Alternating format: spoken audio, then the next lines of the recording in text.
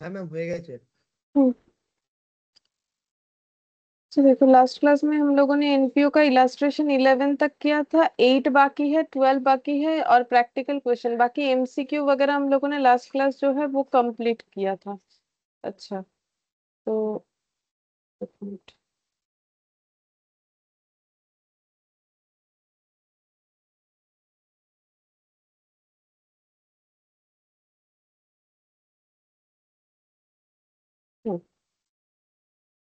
Illustration 12, तो ये वाला काफी बड़ा है क्वेश्चन। देखो बोल रहा है from the following balances and particulars of Republic college prepare income and expenditure account for the year ended March 2022 and a balance sheet. Balance sheet बनाने बोला है और कॉलेज का इनकम एक्सपेंडिचर अकाउंट बनाने के लिए बोला है। सेमिनार एंड कॉन्फ्रेंस रिसिप्ट, ये हम लोग का कहाँ जाएगा, इनकम एक्सपेंडिचर में, क्योंकि कॉलेज का सेमिनार, कॉलेज अगर सेमिनार परफॉर्म करवाता है, कॉन्फ्रेंस, तो उससे क्या मिलता है, उससे जो है इनकम होता है। ठीक है, तो ये इनकम एक्सपेंडिचर में जाएगा। कंसल्टेंसी का अमाउंट, ये भी इनकम एक्सपेंडिचर के इनकम साइड में जाएगा। सिक्योरिटी डिपॉजिट, स्टूडेंट से जो सिक्योरिटी डिपॉजिट लिया जाता है, तो वो भी सिक्योरिटी इनकम है। डिपॉजिट ये लाइबिलिटी होगा, ये इनकम नहीं होता है, क्योंकि डिपॉजिट जो लेते हैं ना वो वापस कर देना पड़ता है जब कोर्स कंप्लीट हो जाता है। जैसे कभी रेंट पे घर लेने से हम लोग डिपॉजिट देना पड़ता है, सिक्योरिटी डिपॉजिट। जब रेंट वाला घर छोड़ दोगे ना तो वो डिपॉजिट वापस कर दिया जाता है, वो प्रिकॉशन के लिए। जैसे कोई रेंट वाला घर लिया, तोड़ फोड़ कर दिया, ठीक है, तो जिसने घर दिया उसका तो लॉस है। वैसे ही स्कूल में जैसे होते हैं ना, स्कूल कॉलेज में भी तो ऐसे बच्चे हो सकते हैं ना जो कुछ नुकसान कर दे या किसी से हो जाए, तो वो डिपॉजिट के पैसे से फिर उसे रिकवर किया जाता है। तो वो डिपॉजिट का पैसा जो है ना वो कोर्स खत्म होने पे वापस कर दिया जाता है। अब सब जगह पे नहीं होता, स्कूल वगैरह में मैंने कभी देखा नहीं, क्योंकि मैंने तो सरकारी स्कूल में पढ़ा है, वहां पर ये सब नहीं होता है। बट जो कॉलेज वगैरह में, मेरे कॉलेज में ये था, ठीक है, मेरा ऐसे फुल सरकारी कॉलेज भी नहीं था, फिर भी मेरा जो कोर्स था उसमें ये सिक्योरिटी डिपॉजिट का एक कंसेप्ट था। लैब वैब होने से ना होता है, बट ये वापस कर दिया जाता है। तो क्योंकि दूसरे का पैसा रख रहे हैं, वापस कर देना पड़ेगा, तो ये हम लोग लाइबिलिटी बोलेंगे। कैपिटल फंड, ये तो बैलेंस शीट में जाएगा, फंड लाइबिलिटी होता है। रिसर्च फंड बैलेंस शीट में जाएगा, बिल्डिंग फंड बैलेंस शीट में जाएगा, प्रोविडेंट फंड बैलेंस शीट में जाएगा। ट्यूशन फीस रिसिप्ट, ये हमारा इनकम। गवर्नमेंट का ग्रांट, ये भी income. Donation income. Interest and dividend on investment income. Hostel room rent, ये भी income. Income. Mess receipt income. College store sale, मतलब अगर जैसे हम लोगों ने लास्ट क्लास जो एमसीक्यू है उसमें पढ़ा था कि अगर कोई एनपीओ ट्रेडिंग करता है, मतलब अगर कुछ बिजनेस वगैरह करता है, तो देखो कॉलेज स्टोर सेल मतलब कॉलेज के अंदर ना एक दो स्टोर बना हुआ है जहां पर शायद स्टूडेंट लोगों का जो रिक्वायरमेंट का चीज है वो बिकता है, तो वो बेच के कॉलेज का सेल हुआ है 7.5 लाख। आउटस्टैंडिंग वो भी एक्सपेंसेस, तो इनकम है। ये, हाँ वो भी ये भी इनकम है। इनकम है। आउटस्टैंडिंग एक्सपेंस लाइबिलिटी है, बैलेंस शीट में जाएगा। स्टॉक ऑफ स्टोर सप्लाईज, मतलब ये जो स्टॉक है ना जो बेच के कॉलेज में इन कॉलेज वाले का इनकम हुआ है, वो उसका स्टॉक भी तो रखना पड़ेगा तब ना बेचेंगे। तो ये बिका है, ये इतना ओपनिंग स्टॉक था, ठीक है, और इतना स्टॉक परचेज हुआ था। तो ओपनिंग स्टॉक इतना था, इतना परचेज हुआ है, इतना बिक गया है। और क्लोजिंग स्टॉक में कितना पड़ा हुआ है, अगर ये हम लोग पता कर लेते हैं तो हमें ये पता चल जाएगा कि ये कॉलेज के अंदर जो स्टोर बना रखा है इन्होंने, इससे इनका कितना प्रॉफिट हुआ है बेच के, ठीक है। अब एनपीओ में तो प्रॉफिट का बात नहीं होता है, तो यहाँ पर हम लोग इसको, ये जो ट्रेड है इसको हम लोग प्रॉफिट बोल सकते हैं कि भाई ये काम करके ये लोग प्रॉफिट कमा रहे हैं, और उसके बाद इस प्रॉफिट को हम लोग जो है इनकम एक्सपेंडिचर में ट्रांसफर करेंगे। फिर सैलरी दिया जा रहा है टीचर को, टीचिंग स्टाफ को, तो ये एक्सपेंसेस है। रिसर्च का एक्सपेंस, स्कॉलरशिप का एक्सपेंस, ये सब एक्सपेंस है। स्टूडेंट वेलफेयर एक्सपेंस, ये तो बोल ही रखा है एक्सपेंस। रिपेयर मेंटेनेंस एक्सपेंस है, ये सब एक्सपेंडिचर में जाएगा। Game and sports expense expenditure में जाएगा। मिसलेनियस एक्सपेंस एक्सपेंडिचर में जाएगा। फंड इन्वेस्टमेंट, ये हम लोग का एक्सपेंस एसेट में में जाएगा। जाएगा, एसेट में जाएगा, ठीक है। हाँ अदर मतलब। इन्वेस्टमेंट एसेट में जाएगा। प्रोविडेंट फंड इन्वेस्टमेंट एसेट में जाएगा। सेमिनार एंड कॉन्फ्रेंस, सारे इन्वेस्टमेंट एसेट में जाएंगे। Seminar and conference expenses, expenses है तो हमारा एक्सपेंडिचर में जाएगा। कंसल्टेंसी एक्सपेंसेस एक्सपेंडिचर में जाएगा। Land building plant machinery furniture fittings motor vehicle, ये सभी का सभी एसेट्स है, फिक्स्ड एसेट ये बैलेंस शीट में जाएगा। प्रोविजन फॉर डिप्रिसिएशन दिया हुआ है, ये एक्चुअली एडजस्ट करना पड़ेगा। प्रोविजन फॉर डिप्रिसिएशन का मतलब एसेट जब से परचेज हुआ है तब से लेके आज तक का टोटल डिप्रिसिएशन का अमाउंट दिया हुआ है। कैश एट बैंक ये बैलेंस शीट में जाएगा। लाइब्रेरी लाइब्रेरी ये भी हमारे बैलेंस शीट में जाएगा, ये भी एसेट है। अच्छा, एडजस्टमेंट दे दिया, material and supplies consumed from college store. तो कॉलेज में जो स्टोर बना हुआ है वहां से जो मतलब मटेरियल्स बिकता है, अब वो क्या क्या बिकता है वो तो हमें नहीं बोला है, बट बिकता है ये बता दिया है। तो उससे टीचर लोग भी कुछ यूज किए हैं, रिसर्च के लिए कुछ यूज हुआ है, स्टूडेंट वेलफेयर के लिए, गेम्स और स्पोर्ट्स के लिए भी यूज हुआ है। मतलब जो कंज्यूम हुआ है, जो स्टोर में मटेरियल था उसमें से कितना कंज्यूम हुआ है इतना।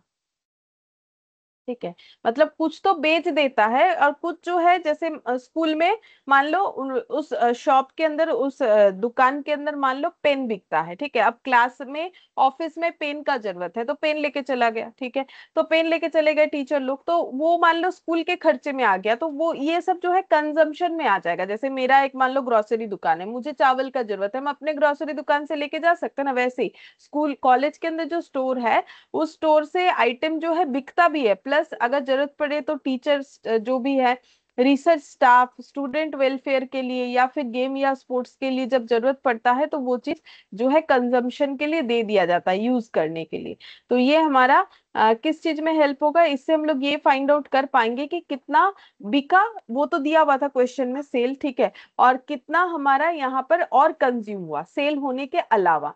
Tuition fees receivable from government for backward class scholars, तो बोल रहा है ट्यूशन फीस रिसीवेबल, मतलब गवर्नमेंट ने बैकवर्ड क्लास के लिए स्कॉलरशिप देने का बात किया था, और उसमें गवर्नमेंट से में 80,000 रुपए रिसीवेबल है, मतलब आउटस्टैंडिंग। तो ये हमारे दो जगह पे जाएगा, एक तो हमारे बैलेंस शीट में जाएगा लाइबिलिटी एसेट बोल के, क्योंकि इनकम आउटस्टैंडिंग है, और दूसरा हमारा ये जो है ट्यूशन फीस के साथ एडजस्ट हो जाएगा। Store selling price are fix to give a net profit. अब ये देखो, जब स्टोर से कुछ आइटम बिकता है तो उसमें कितना प्रॉफिट अर्न होता है, 10% ऑन सेलिंग प्राइस। तो स्टोर का सामान जो बिका उसमें कितना प्रॉफिट हुआ ये हम लोग निकाल सकते हैं। ठीक है, और बोला है depreciation is provided on straight line basis. ये सारे जो एसेट्स थे ना, building, plant, furniture, fixture, motor vehicle, ये सब पे डिप्रिशिएशन स्ट्रेट लाइन बेसिस पे लगेगा। रेट हमें बता दिया गया है, बस इतना दिया गया है, हम लोग को प्रिपेयर करके देना है इनकम एक्सपेंडिचर अकाउंट और जो है बैलेंस शीट। ठीक है, तो illustration 12,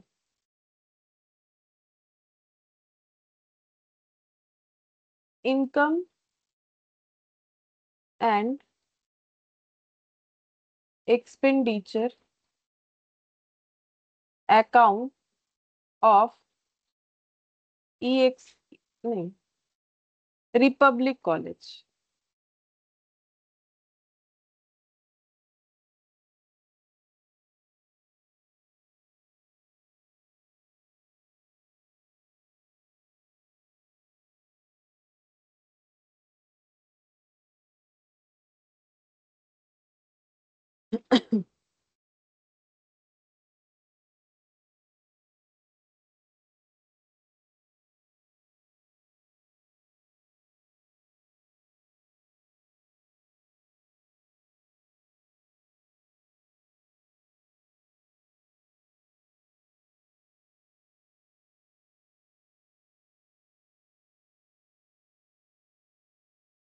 for the year ended 31st of March 2022,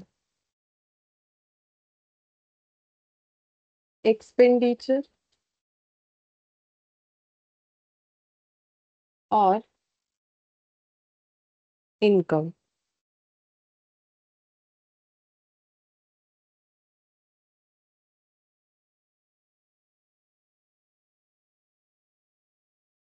ये पूरा पेज ही लग जाएगा, बहुत सारा डेटा है, तो ये पूरा पेज रख देते हैं और पीछे बना लेते हैं बैलेंस शीट।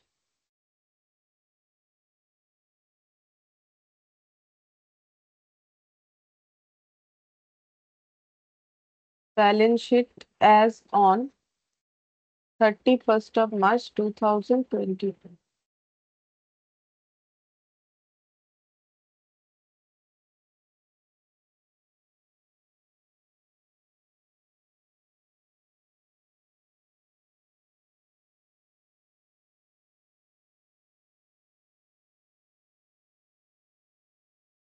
ठीक है, अब लिखना स्टार्ट करते हैं। सबसे पहले है income, seminar and conference receipt. और सेमिनार एंड कॉन्फ्रेंस रिसिप्ट का किसी तरीके का एडजस्टमेंट नहीं था। ठीक है, एडजस्टमेंट में देख लेते हैं क्या क्या था। ये मटेरियल का था, गवर्नमेंट ग्रांट का था, नहीं स्कॉलरशिप का था, डिप्रिसिएशन, बस यही था।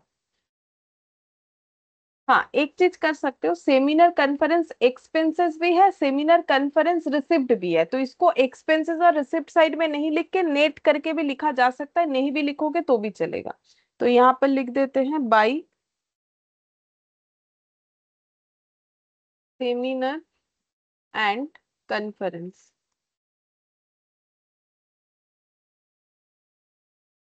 4,80,000। अच्छा, कंसल्टेंसी रिसिप्ट 1,28,000, इसमें भी कोई एडजस्टमेंट नहीं है। कंसल्टेंसी रिसिप्ट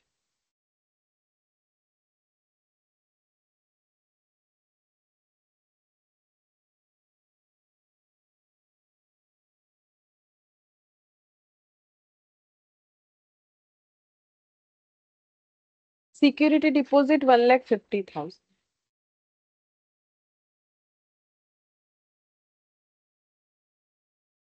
ओ सॉरी, मैंने ये बैलेंस शीट में लिख दिया गलती से, वो तो पीछे पेज में था।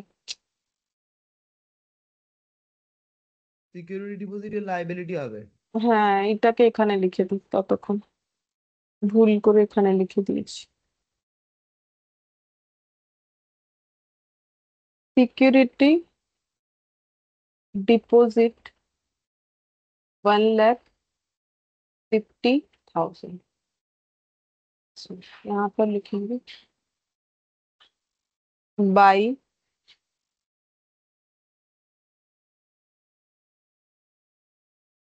Seminar and conference receipt.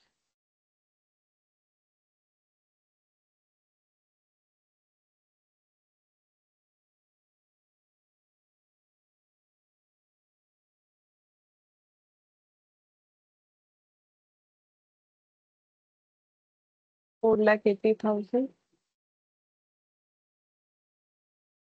Consultancy receipt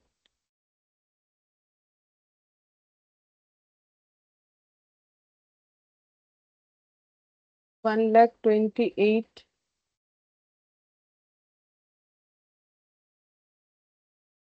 1,28,000। अच्छा, capital fund, research fund, building fund, provident fund, ये सब बैलेंस शीट में लाइबिलिटी साइड में जाएगा, सभी फंड। तो यहाँ पर लिखते हैं कैपिटल फंड तो एकदम स्टार्टिंग में आएगा। कैपिटल फंड, कैपिटल फंड है 16,06,000। इसमें ऐड हो जाएगा सरप्लस वगैरह जो भी होगा। अच्छा, फिर इसके बाद है research fund 8 lakh.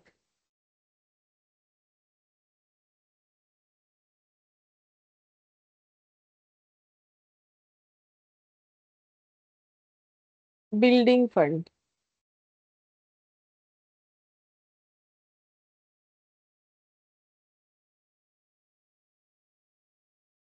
25 lakh. Provident fund 5,10,000।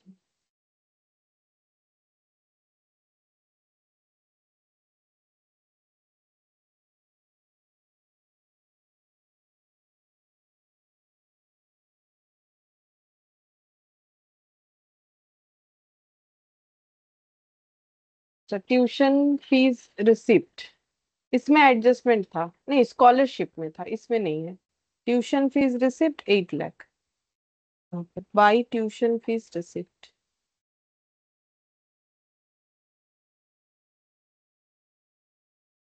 नहीं, ट्यूशन फीस में शायद आउटस्टैंडिंग था ना, याद नहीं आ रहा है ट्यूशन फीस में। हाँ, हाँ ट्यूशन फी आउटस्टैंडिंग हाँ था। हाँ, तो फिर ये वाला इनर कॉलम में लिखेंगे 8 लाख। यहाँ पर आउटस्टैंडिंग ट्यूशन फीस जो है वो आ जाएगा। ठीक है, तो वो जब देखेंगे तब लिखेंगे। ठीक है, उसी सीक्वेंस में चलना चाहिए, नहीं तो गलत हो जाएगा। तो ट्यूशन फीस में मेरा एडजस्टमेंट था तो मैंने जगह रख दिया। फिर ग्रांट, ग्रांट है 5 लाख, तो बाय गवर्नमेंट ग्रांट।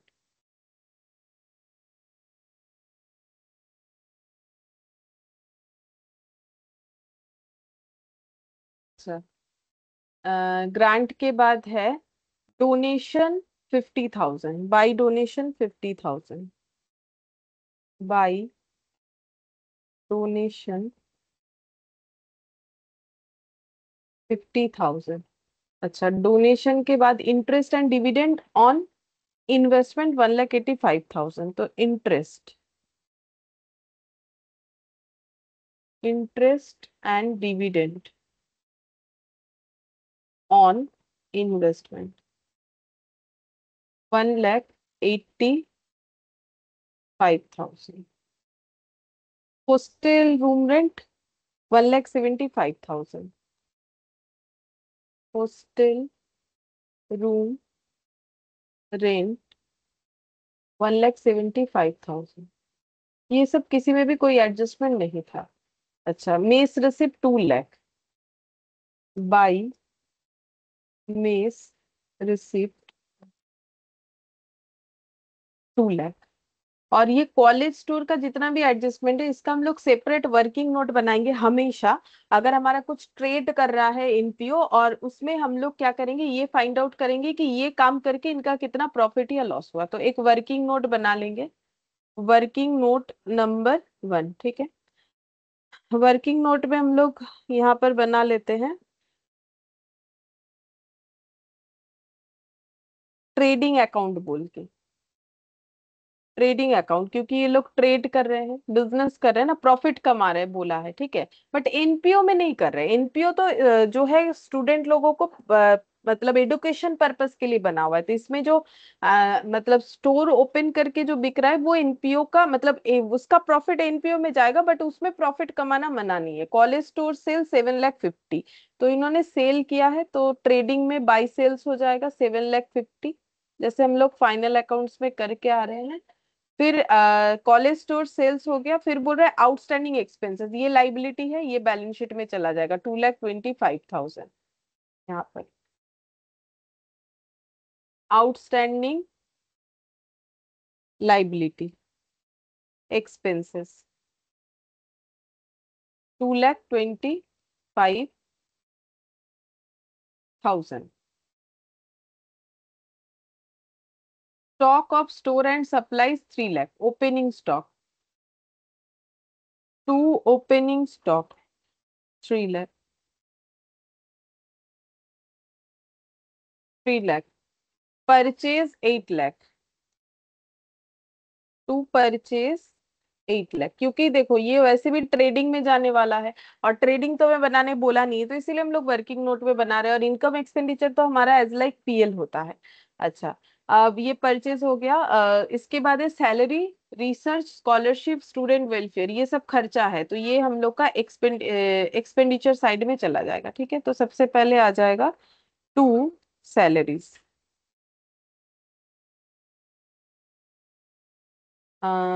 टीचिंग 8,50,000। अच्छा, टीचिंग और सैलरीज में टीचिंग रिसर्च, ये दोनों ऐड करके भी हम लोग लिख सकते हैं।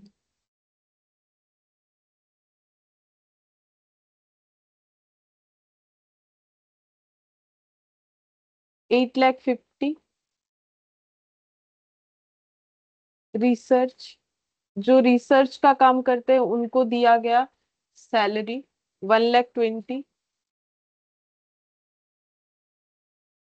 अच्छा, स्कॉलरशिप में एडजस्टमेंट था, स्कॉलरशिप जो है नहीं इसमें नहीं था, ट्यूशन फीस में था, और स्कॉलरशिप फॉर बैकवर्ड क्लास ऐसा कुछ था शायद, याद नहीं आ रहा है, देखते हैं।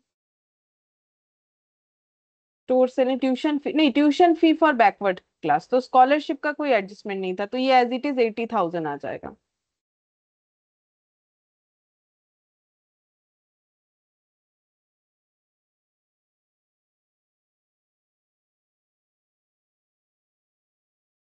अच्छा, student welfare expenses to, student welfare expenses, student welfare expenses ये हम लोग का है 30। ম্যাম স্যালারি এর টিচিংটা 8,50,000 কোথায় আছে? एक मिनट, এই যে যাওয়াই তো আছে। ও এখানে আলাদা দিয়েছে আমাদের বইতে। ও, তোমার এই ম্যাটে আলাদা দিয়েছে না? ভ্যালু কত দিয়েছে ওখানে? এখানে দিয়েছে 9,70,000। ওটা দুটোকে মিলিয়ে ওই মানে রিসার্চটা লেখেনি বোধহয়, দুটো মিলিয়ে ওটাকে 9,70,000 করে দিয়েছে। ও দেখো, আনসারটা একই আসবে, ও মাঝে মাঝে চেঞ্জ করতে থাকে। আমার একটু পিডিএফটা হয়তো যে আগের টার্মের এই টার্মে হয়তো ওটাকে সরিয়ে দিয়েছে, ওই কারণে ওইটা 9,70,000 ওইটা টোটাল দেখাচ্ছে। आंसर হুম। একই আসবে, बाकी বোধহয় একই रकम আছে देख। अच्छा ये वाला, बाकी सब शायद सेम ही होगा, और होने से मैक्स टू मैक्स जो है अमाउंट थोड़ा इधर उधर हो सकता है, बट मुझे नहीं लगता इधर उधर होगा, क्योंकि ये तो वैसे भी मैच हो ही गया ना, 9,70,000। अच्छा 85,000 स्टूडेंट वेलफेयर एक्सपेंसेस, 85 बोल रहे हैं, क्या बोल दिया गलती से, 38,000। 38,000 हाँ। फिर है रिपेयर मेंटेनेंस 1,12,000।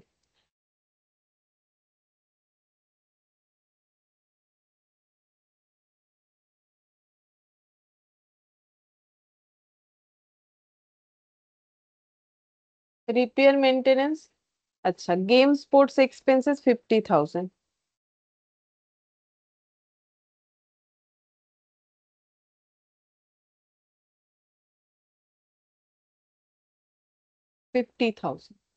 अच्छा मिसलेनियस एक्सपेंसेस 65,000।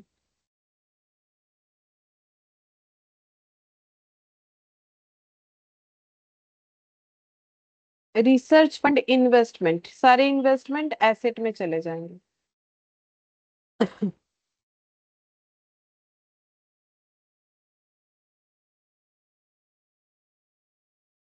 यहाँ से इन्वेस्टमेंट लिखिए।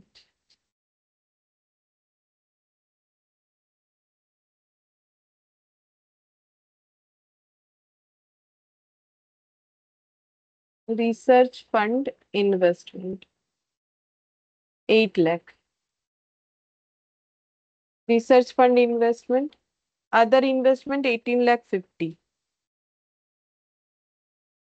Other investment 18,50,000। Other investment provident fund investment 5,10,000।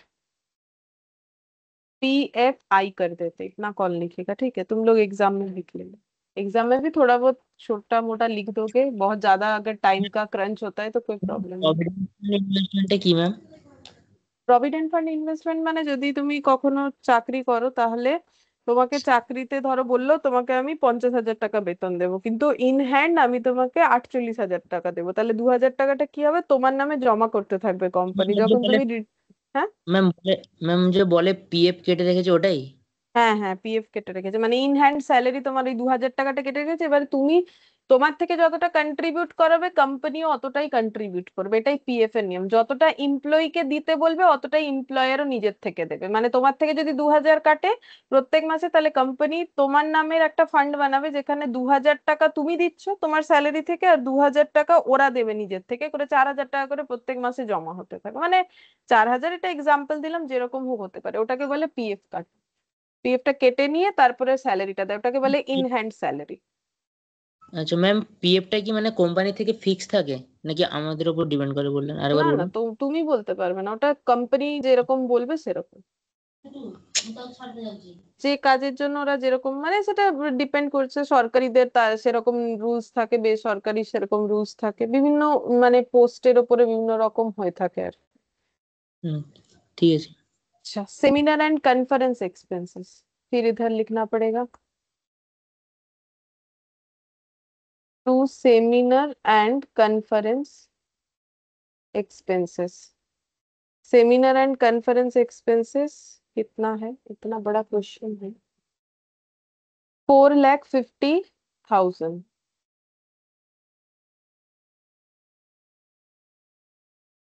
एक सेकंड।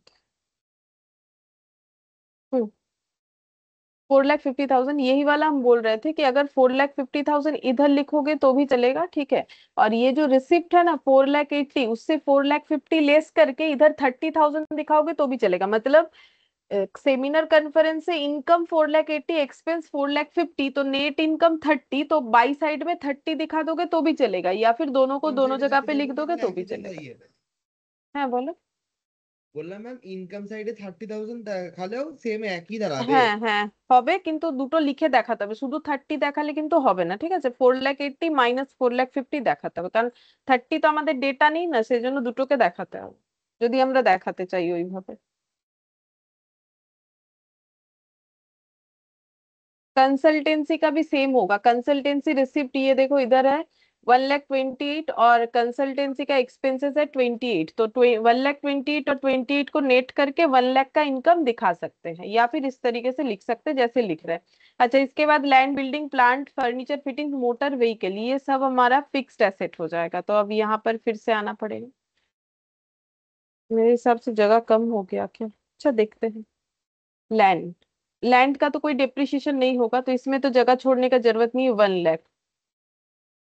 बाकी सबका डेप्रिसिएशन बोल रखा है, तो मुझे थोड़ा छोटा छोटा लिखना है, मुझे शायद लग रहा है मेरा जगह कम हो गया। Building 16,00,000, plant machinery 8,50,000, building 16,00,000 less depreciation, plant machinery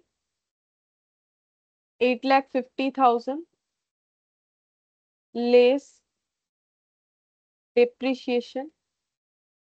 अच्छा, फर्नीचर फिटिंग्स और motor vehicle, furniture fittings 6,00,000 less depreciation. ये इन्वेस्टमेंट जो लिखा है ये हम हटा देते तो मेरा जगह बन जाएगा, अगर तुम लोग का जगह नहीं है तो एक बार नीचे लिख लो, और क्या करोगे, मतलब रिसर्च फंड वगैरह के नीचे लिख लो।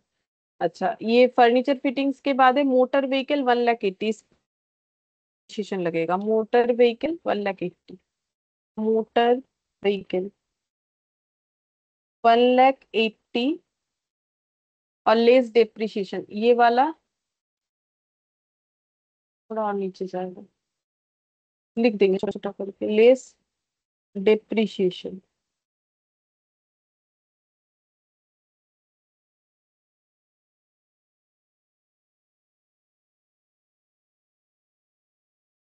Research fund investment 8,00,000, PF I 5,10,000,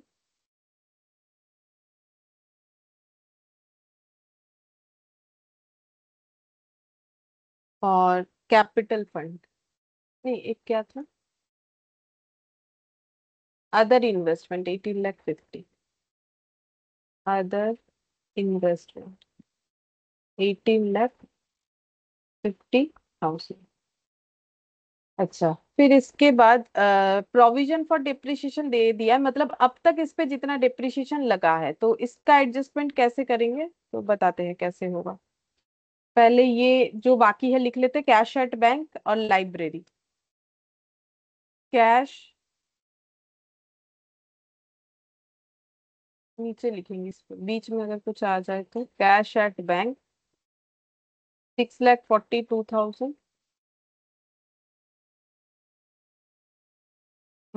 और लाइब्रेरी 3,60,000, तो ये भी तो मेरा फिक्स्ड आइटम होगा, तो लाइब्रेरी यहाँ लिख देते हैं, लाइब्रेरी 6,00,000, 3,60,000, ठीक है। अगर जगह नहीं है तो तुम लोग आगे पीछे लिख दो, बाद में ठीक कर लेना। अच्छा, अब यहाँ पर मेटेरियल कंज्यूम, मतलब जो स्टोर इन्होंने ओपन कर रखा है वहां पर जो मेटेरियल कंज्यूम्ड हुआ है, कुछ तो बेच दिया है, कंज्यूम है, कंज्यूम होने से भी तो स्टॉक कम होगा, तो सेल होने से इधर लिख रहा है तो कंजम्पशन भी इधर लिखना पड़ेगा, स्टॉक कम हुआ तो बाई साइड में आएगा, बाई कंजम्पशन, ठीक है। कंजम्पशन कितना है हम टोटल कर लेते हैं, 50, 1,50,000, 75, 25, तो ऐसे लिख लेते हैं, 50, 1,50,000, 75 और 25, तो 75 और 25 तो होता है 1,00,000, 1,00,000, 2,00,000, 3,00,000 हो जाएगा, 3,00,000 का कंजम्पशन है टोटल। अच्छा, फिर बोला है कि यहाँ पर नेक्स्ट एडजस्टमेंट या ट्यूशन फी रिसीवेबल 80,000, तो आउटस्टैंडिंग ट्यूशन फीस, तो ये हमारा इनकम हो जाएगा क्योंकि हमें गवर्नमेंट से ये पैसा मिलने वाला था, तो यहाँ पर लिख देते हैं आउटस्टैंडिंग ट्यूशन फीस 80,000, और हर एक एडजस्टमेंट दो जगह पे होता है, तो ट्यूशन फीस में हमें ये 80,000 ऐड करके दिखाना पड़ेगा कि इस बार का हमारा ट्यूशन फीस का जो इनकम है वो हो जाएगा टोटल फिर 8,80,000। अच्छा, फिर नेक्स्ट यहाँ पर ये एडजस्टमेंट हो गया। स्टोर सेलिंग जो है, price are fix to give a net profit of 10% on selling price. तो स्टोर से जो आइटम बिकता है, जो कंज्यूम होता है वो नहीं। जैसे हम खुद मैंने कैसे बोला कि मेरा ग्रोसरी शॉप से मैंने खुद सामान निकाला, ठीक है, तो उस पे हम थोड़ी ना खुद को प्रॉफिट लगा के बेचेंगे। हाँ, हम कंजम्पशन ऑब्वियसली कॉस्ट में दिखाए। मैंने एक 10 रुपए का बिस्किट ले लिया, ठीक है, तो 10 रुपए का बिस्किट ले लिया। अब मान लो वो 10 रुपए का बिस्किट मेरा खरीदने में 8 रुपए का पड़ता है, तो हम अपने ऊपर वो 8 रुपए दिखाएंगे ना, ड्रॉइंग्स की तरह। तो वैसे ही तो यहाँ पर 10% सेलिंग प्राइस पे 10% प्रॉफिट होगा। तो टू ग्रॉस प्रॉफिट हमें लिखना है सेलिंग प्राइस। तो सेल कितना है? सेल है हमारा 7.5 लाख, ठीक है। ये 3 लाख सेल नहीं है, ये तो हम लोग अपने स्कूल के काम में, कॉलेज के काम में लेते हैं, ठीक है। तो ये हमारा जो है कंजम्पशन हो गया। तो मतलब जैसे ड्राइंग्स होता है, तो 7.5 लाख पे 10% यानी 75,000 का प्रॉफिट अर्न हुआ है ये स्टोर को ओपन करके। डेप्रिसिएशन को कैसे प्रोवाइड करना है? डेप्रिसिएशन प्रोवाइड करना है, ये रेट्स दे दिया है इस पे। अच्छा, अब इसका क्या काम? इसको क्लोज करके क्या निकालेंगे? क्लोजिंग स्टॉक की। अब स्टोर में कितना मेटेरियल पड़ा हुआ है, तो बाई क्लोजिंग स्टॉक। तो क्लोजिंग स्टॉक निकाल लेते हैं, कितना हो जाएगा? 8 और 3 11 लाख, 11 लाख मतलब 11,75,000, 11,75,000, और ये हो गया 10,50,000। तो 10,50,000 और 11,75,000 कितना हो जाएगा? 1,25,000 होगा, ठीक है। तो 1,25,000 अभी स्टोर में ये स्टॉक पड़ा हुआ है, ठीक है। अब इसका हम लोग, क्योंकि मैंने यहाँ पर वर्किंग नोट में किया है, तो इसका डेटा कहाँ कहाँ पुट होना चाहिए? सबसे पहला बात है कि ट्रेडिंग करके जो भी प्रॉफिट हुआ, लास्ट क्लास में एमसीक्यू में किया था, जब हम लोग अपने एनपीओ को कॉन्सोलिडेट करेंगे, मतलब फाइनल अकाउंट्स बनाएंगे, तो इसके प्रॉफिट को हमें ट्रांसफर करना पड़ेगा।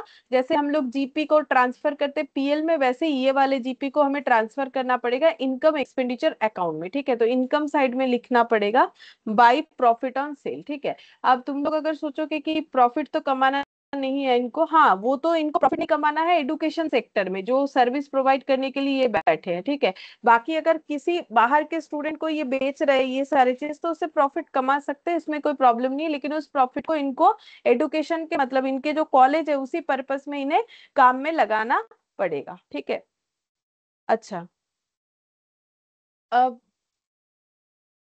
ये डेप्रिशिएशन देख लेते हैं। तो डेप्रिशिएशन का देखते हैं, बोला है कि कितना कितना लगाना है, 5%, 10% ऐसे करके लगाना है। तो यहाँ पर सारे डेप्रिशिएशन आ जाएंगे। डेप्रिशिएशन ऑन बिल्डिंग आएगा, ठीक है।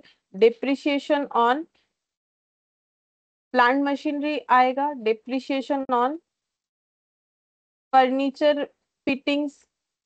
Depreciation on motor vehicle. ये कैलकुलेट करना पड़ेगा, ठीक है। तो कैलकुलेट करते हैं। Working note number 2।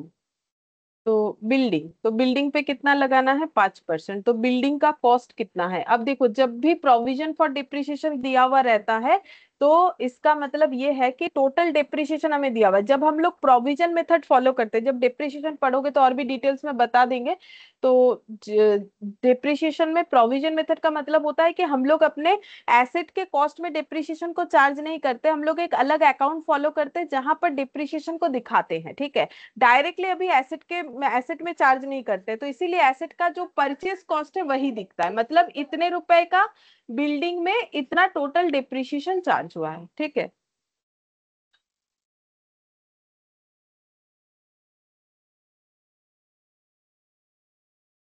ম্যাম মানে ওই যে ডেপ্রিসিয়েশন যে দিয়েছিল মানে 10% 5% ওগুলো ओगलो लागाबो तो देखो। तो इसमें देखो, अभी तक तो अभी बोला अगर मुझे स्ट्रेट लाइन डिप्रिसिएशन चार्ज करना है, मेरा एसेट का कॉस्ट इतना है, तो डिप्रिसिएशन कितना होगा फॉर करेंट ईयर? क्योंकि स्ट्रेट लाइन मेथड में तो ओरिजिनल कॉस्ट में ही चार्ज होते जाता है, तो 16 लाख पे 5%। ম্যাম 80,000 হবে। हाँ, 80,000 हो जाएगा। और ये वाला हमारा पीएल में चला जाएगा, फिर हम बाकी वो वाला भी बताते हैं उसका क्या होगा। तो ये मेरा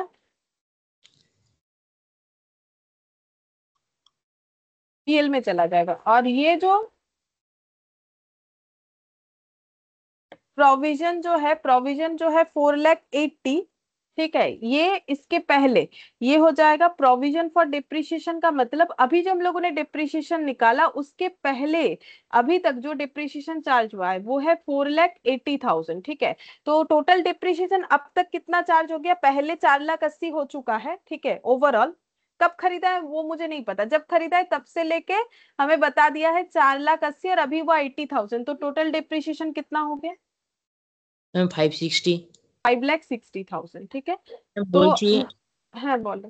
বলছি মেশিনারির কস্ট তো ছিল 16 লাখ, তারপর বিল্ডিং ডেপ্রিসিয়েশন, বিল্ডিং হ্যাঁ সরি বিল্ডিং হুম এর, হুম তারপর ডেপ্রিসিয়েশন কারেন্ট ইয়ারের জন্য হচ্ছে 80,000। হুম। আর এটা যে হচ্ছে প্রভিশন ফর ডেপ্রিসিয়েশন, মানে তো এটা তো প্রভিশন তো ওই মেশিনারির উপর হয়নি, মানে আমরা একটা ধারণা করেছিলাম যে হবে। না না না, হ্যাঁ তাহলে ডেপ্রিসিয়েশন তো ধারণাই, ডেপ্রিসিয়েশন তো এক্সাক্ট কিছু নয়।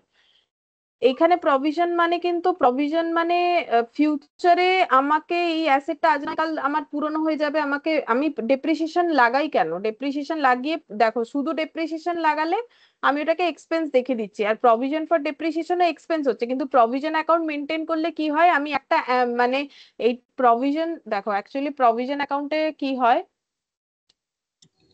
এরকম হয় নর্মালি ডেপ্রিসিয়েশন অ্যাসেট পারচেজ করলে হয় asset to bank, fixed asset to bank, তারপরে ডেপ্রিসিয়েশন লাগালে হয় ডেপ্রিসিয়েশন টু ফিক্সড অ্যাসেট, কিন্তু যখন এরপরে হয়ে যায় পিএল টু ডেপ্রিসিয়েশন, ঠিক আছে, এটা নর্মাল কনসেপ্ট। কিন্তু যদি কোনো organisation provision for depreciation account maintain करे তাহলে ও করে ফিক্সড অ্যাসেট টু ব্যাংক, ঠিক আছে। देन हो जाता है depreciation to provision for depreciation. तो सिर्फ वो प्रोविजन फॉर डेप्रिसिएशन को एक्यूमुलेटेड डेप्रिसिएशन भी बोला जाता है। मतलब ये क्या किया जाता है कि अभी से ये लोग क्या करते हैं, डेप्रिसिएशन का एक अलग अकाउंट बना लेते हैं जिसको बोलते हैं प्रोविजन फॉर डेप्रिसिएशन। तो ये फ्यूचर का देखो, ये फ्यूचर में लॉस ही तो होगा ना, मेरा ये बिल्डिंग आज नहीं तो कल तो बेकार हो जाएगा, मुझे नया बिल्डिंग का जरूरत पड़ेगा कुछ भी, ठीक है, जैसे एसेट हुआ तो नया एसेट का जरूरत होगा। तो depreciation to provision for depreciation, फिर होता है पीएल टू, यहाँ पर हो जाता है, यहाँ पर पीएल टू, यहाँ पर हो जाएगा डेप्रिसिएशन, इस तरीके से चार्ज होता है, ठीक है।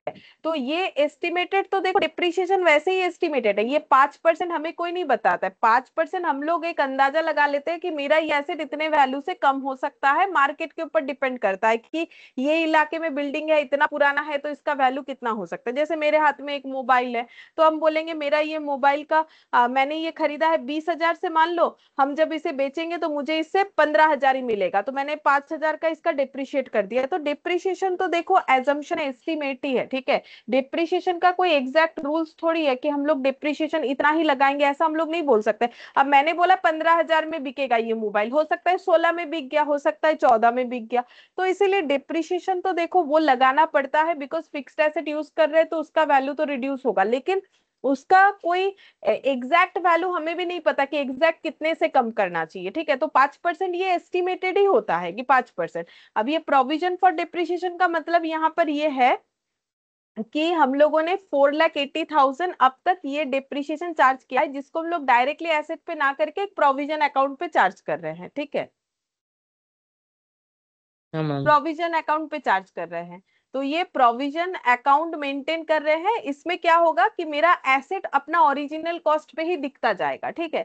तो इसका मतलब है कि ये इस अकाउंट एक अकाउंट बना रहे हैं, क्योंकि हम लोग अलग से डिप्रिसिएशन को दिखाना चाहते हैं और एसेट का ओरिजिनल कॉस्ट को ओरिजिनली रखना चाहते हैं, इस वजह से। लेकिन इससे ऐसा नहीं है कि हमारा एसेट का वैल्यू चेंज नहीं होगा। तो अब 16 लाख का बिल्डिंग इतना डिप्रिसिएशन लगने के बाद कितने का बन गया है, टोटल तो 5,60,000 डिप्रिसिएशन लग चुका है ना, तो बिल्डिंग का वैल्यू अभी कितना होगा?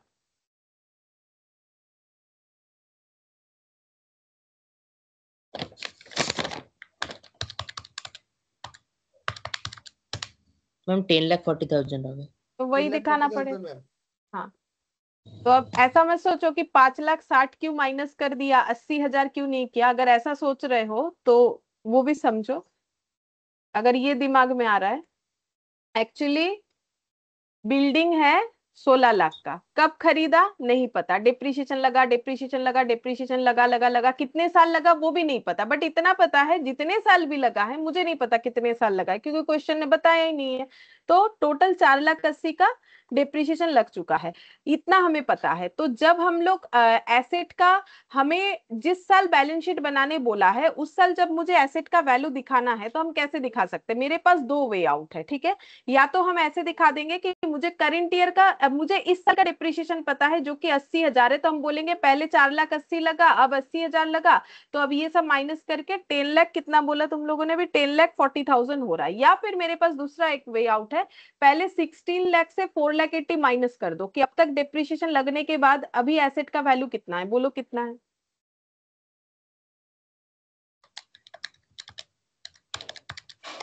मैम 11,20,000।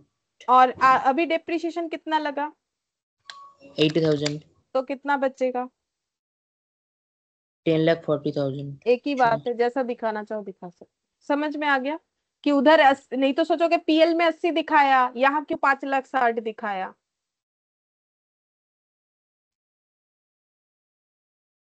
बोलो। हाँ मैम। तो इस तरीके से है, ठीक है। हाँ मैम। सेम तरीके से बाकियों को भी करना पड़ेगा। तो बिल्डिंग के बाद देखो क्या है, बिल्डिंग के बाद है plant and machinery, working note 2 में, जो कि 10% रेट पे होगा। तो प्लांट मशीनरी का कॉस्ट यहाँ पर ही लिखा हुआ है, प्लांट मशीनरी है 8,50,000, ठीक है। तो इसका कॉस्ट है 8। जब भी प्रोविजन फॉर डिप्रिसिएशन होगा इसका मतलब ये कॉस्ट प्राइस है, ये डिप्रिसिएशन लेस किया हुआ वैल्यू है ही नहीं, ठीक है। अच्छा, इस पे 10%, तो करेंट ईयर पे कितना डिप्रिसिएशन लगेगा जो कि पीएल में दिखाएंगे, बोलो कितना लगेगा? 85,000। और प्रोविजन फॉर डिप्रिसिएशन मतलब पहले से कितना डिप्रिसिएशन लग चुका है, प्रोविजन फाइव। अकाउंट में कितना है जमा? 5,10,000, ठीक है। तो टोटल डिप्रिसिएशन कितना लगना चाहिए? 5,95,000, 90। 8,50,000 में लगना चाहिए। अब 8,50,000 में 5,95,000 लगाओ, या 8,50,000 से 5,10,000 लेस करने के बाद फिर 85 लेस करके देखो, एक ही आंसर आएगा, ठीक है। तो हम ये बोल सकते हैं कि मेरा कॉस्ट इतना है और अब तक टोटल डिप्रिसिएशन लग चुका है 5,95,000। तो मेरा एसेट का कॉस्ट अभी कितना दिख रहा होगा माइनस करने के बाद? मैम 255। 2,55,000। और मुझे पीएल में क्या दिखाना चाहिए? करेंट ईयर का डिप्रिसिएशन। तो करेंट ईयर का डिप्रिसिएशन कितना आया? 85। 85,000, ठीक है। सेम तरीके से furniture fittings 6 lakh, furniture ma'am fittings. Ma'am বলছি ওই যে প্রভিশন ফর ডেপ্রিসিয়েশন ওটা তো মানে ওটা কত বছর ধরে মেশিনটা ডেপ্রিসিয়েট হয়েছে ওটা তো জানি না। না, মানে ধরুন 5 বছর ধরে মেশিনটা চলছে, তো 5 বছরের মধ্যেও তো ওই প্রভিশন ফর ডেপ্রিসিয়েশনের ডেপ্রিসিয়েশনটা আছে। 5 বছরের ডেপ্রিসিয়েশন, ওটা প্রভিশন কথাটা তুমি ভুলে গিয়ে এটা মনে করো কি অ্যাকিউমুলেটেড ডেপ্রিসিয়েশন, মানে টোটাল জমা হওয়া ডেপ্রিসিয়েশন, ওটাকে অ্যাকিউমুলেট ডেপ্রিসিয়েশনও বলে। তুমি প্রভিশনের সাথে অ্যাকচুয়ালি প্রভিশনের ওই মিনিংটা ভাবছো বলে হচ্ছে, তুমি এটাকে প্রভিশন না ভেবে এইরকম ভাবো একবার, অ্যাকিউমুলেটেড ডেপ্রিসিয়েশন। অ্যাকিউমুলেটেড মানে এখন অবধি টোটাল যত ডেপ্রিসিয়েশন জমা হয়েছে ওই অ্যাসেটের উপরে। হ্যাঁ বলছি টোটাল ডেপ্রিসিয়েশন ধরুন 5,10,000 দিয়েছে এখানে, হুম। তো 5,10,000 মানে 8,50,000-এর মেশিন, ওটা ধরো 5 বছর চলেছে, 5 বছরের পর 5,10,000 মানে 5,10,000-এর মধ্যে 5 বছরের ডেপ্রিসিয়েশন আছে। তো এবার আমরা যখন মানে কারেন্ট ইয়ারের ডেপ্রিসিয়েশনটা লিখছি ইনকাম এন্ড এক্সপেন্ডিচারে, তো প্রভিশন মানে প্রভিশন ফর ডেপ্রিসিয়েশন যেটা 5,10,000 দিয়েছে, তো ওটার মধ্যেও তো মানে এই কারেন্ট ইয়ারের তো ডেপ্রিসিয়েশন থাকবে, ওটা না, তো বের করছি। এটা এটা কারেন্ট ইয়ারে থাকবে না, এটা হচ্ছে এখন পর্যন্ত, মানে এই ব্যালেন্স শিটটা তৈরি হওয়ার আগে পর্যন্ত যত ডেপ্রিসিয়েশন, তবেই তো, এটা তো লাস্ট ইয়ারের ট্রায়াল ব্যালেন্স না, এটা তো লাস্ট ইয়ারের জিনিস। হ্যাঁ আচ্ছা। এটা এটা তো আগের বছর পর্যন্ত যতটা ডেপ্রিসিয়েশন হয়েছে সেটার ভ্যালু, বুঝতে হ্যাঁ পারলে না? ম্যাম এইটা এই বুঝতে। এই যে 8 লাখ, এটা তো আগের বছর পর্যন্ত, মানে এটা 31 মার্চ 2021 পর্যন্ত 5,10,000। হ্যাঁ তো কারেন্ট ইয়ারের 85। এবার তুমি যদি এটা জানতে চাও যে এটা কত বছরে, সেটা জানতে পারবে কি করে? জানতে পারবে কারণ প্রত্যেক বছর তো 85 করে, তাহলে 5,10,000 টাকা কত বছরে হয়েছে, তাহলে মানে 85 দিয়ে ভাগ করলেই তো পেয়ে যাবে। বলো কত বছর? ম্যাম 6 বছরে। তাহলে 6 বছর ডিপ্রিসিয়েশন লেগেছে, এটা 7 নম্বর বছর। যেহেতু এটা স্ট্রেট লাইন তাই বের করতে পারলাম, এটা স্ট্রেট লাইন না হলে বের করতে পারতাম না, বুঝতে পারলে? হ্যাঁ अच्छा, तो अब ये इसमें करंट ईयर डिप्रिसिएशन कितना लग रहा है? क्योंकि स्ट्रेट लाइन मेथड बोला है तो ओरिजिनल कॉस्ट पे 10% यानी 60,000 ये हमारे पीएल में चला जाएगा, ठीक है, क्योंकि पीएल में हमेशा ड्यूरिंग द ईयर का चीज जाता है, तो यहाँ पर हो जाएगा 60,000, ठीक है।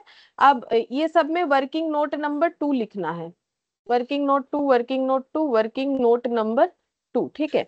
अच्छा, अब यहाँ पर प्रोविजन फॉर डिप्रिसिएशन कितना था? प्रोविजन फॉर डिप्रिसिएशन हम लोग का देखना पड़ेगा कितना, मतलब अब तक जो डिप्रिसिएशन लग चुका है इस साल के पहले तक 3,36,000, तो टोटल डिप्रिसिएशन अभी तक कितना लगना चाहिए? 3,96,000। मतलब अगर हम लोग प्रोविजन बोल के दिखाएंगे तो अभी प्रोविजन फॉर डिप्रिसिएशन इतना हो गया, पहले 3,36,000 था, अब 3,96,000 हो गया, इस तरीके से, ठीक है। तो अब 6 लाख से 3,96,000 माइनस करो, या फिर 6 लाख से 3,36,000 माइनस करके फिर उससे 60 माइनस करो, एक ही बात है, जो भी करना चाहो कर सकते हो। 3,96,000 तो कितना हो जाएगा?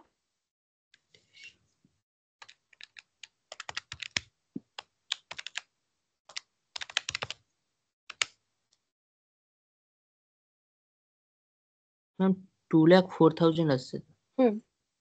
सही, 2,04,000। मोटर व्हीकल 1,08,000 और मोटर व्हीकल पे कोई प्रोविजन फॉर डिप्रिसिएशन नहीं था, ठीक है, तो मतलब मोटर व्हीकल पे पहले कोई डिप्रिसिएशन नहीं लगा है, मतलब नया खरीदा होगा, लेकिन कितना लगाना है वो हमें बोल दिया है 20%, तो 20% लगा लो। मोटर व्हीकल है 1,80,000 का, इसका एट द रेट ऑफ 20% करोगे तो आंसर आ जाएगा, क्योंकि इस पे पहले कोई डिप्रिसिएशन लगा नहीं, तो पहले था नहीं ये एसेट शायद, तो बोलो कितना? 36,000। 36,000 माइनस करके देख लो कितना आएगा एसेट का वैल्यू। अच्छा 20%। 1,44,000 शायद। हाँ मैम 1,00,000। हाँ, अच्छा, इसका कंसेप्ट भी बताते हैं। मोटर व्हीकल का जो डेप्रिसिएशन है वो 20% लगा, इसमें प्रोविजन नहीं था, इसका मतलब ये मोटर व्हीकल का ना कॉस्ट नहीं है, ठीक है, ये मोटर व्हीकल का कौन सा वैल्यू है? पहले ही ये खरीदा गया होगा, तभी तो ये ट्रायल बैलेंस में दिख रहा है, तो ये मोटर व्हीकल का डेप्रिसिएशन जो जितने में भी खरीदा गया था उससे डेप्रिसिएशन लेस करके जितना वैल्यू आया है वो वाला है, ठीक है, मतलब ये कॉस्ट नहीं है, ये कॉस्ट माइनस डेप्रिसिएशन वाला वैल्यू है, तभी तो प्रोविजन अकाउंट नहीं बना हुआ है। प्रोविजन बनने का मतलब ही है कि डिप्रिसिएशन को एक जगह पे ऐड ऐड ऐड ऐड करके जमा रखेंगे, जैसे 100 रुपए का एसेट 10 रुपए डिप्रिसिएशन लगा, फिर 10 रुपए लगा, फिर 10 रुपए लगा, 10 रुपए, तो एक अकाउंट ये मान लो है प्रोविजन फॉर डिप्रिसिएशन अकाउंट, जहां पर दिखेगा कि 40 रुपए का डिप्रिसिएशन है 100 रुपए का एसेट, तो 100 रुपए का एसेट का वैल्यू अभी कितना हो गया? 60 रुपया हो गया। हम लोग थोड़ी ना बोलेंगे कि डिप्रिसिएशन नहीं लगाए तो 10 रुपया ही होगा, 4 साल में 40 रुपए कम होकर 60 रुपए हो गया। तो जब भी प्रोविजन फॉर डिप्रिसिएशन अकाउंट हमें क्वेश्चन में दिया हुआ है, कहीं पर भी दिया हुआ है, तो ये हमेशा कॉस्ट बता रहा है, लेकिन अगर मुझे प्रोविजन फॉर डिप्रिसिएशन अकाउंट किसी एसेट का नहीं दिया हुआ है तो इसका मतलब हम लोग क्या करते हैं, सिंपल उस पर डिप्रिसिएशन लेस करते जाते हैं, हम लोग उसका ओरिजिनल कॉस्ट इसका मतलब नहीं दिखा सकते। जैसे मुझे 100 रुपए का एसेट बोला, 10 रुपए का डिप्रिसिएशन लगा के 90 हो गया, तो इसका मतलब मुझे 90 बता रहा है, प्रोविजन फॉर डिप्रिसिएशन अगर नहीं बताया, फिर 90 में 10 डिप्रिशिएट होके 80 हुआ, तो इसका मतलब मुझे डिप्रिशिएट होने के बाद का वैल्यू बता रहा है, फिर 10 लेस होके 70 हुआ, फिर 10 लेस होके 60 हुआ, ठीक है, तो ये नॉर्मल कंसेप्ट हो गया, बिना प्रोविजन अकाउंट बनाए। बिना प्रोविजन अकाउंट बनाने का मतलब है कि जितना बार बैलेंस शीट बनेगा ओरिजिनल कॉस्ट से डिप्रिसिएशन लेस करके दिखाओगे, ये बैलेंस शीट में जाएगा, ये पीएल में जाएगा हर बार, लेकिन यही वाला मैंने जब प्रोविजन बताया तो उसमें क्या होगा, बैलेंस शीट में 100 रुपए दिखेगा और लेस क्या दिखेगा पता है? लेस दिखेगा 40 रुपीज और यहाँ पर 60 दिखेगा लास्ट वाले बैलेंस शीट में।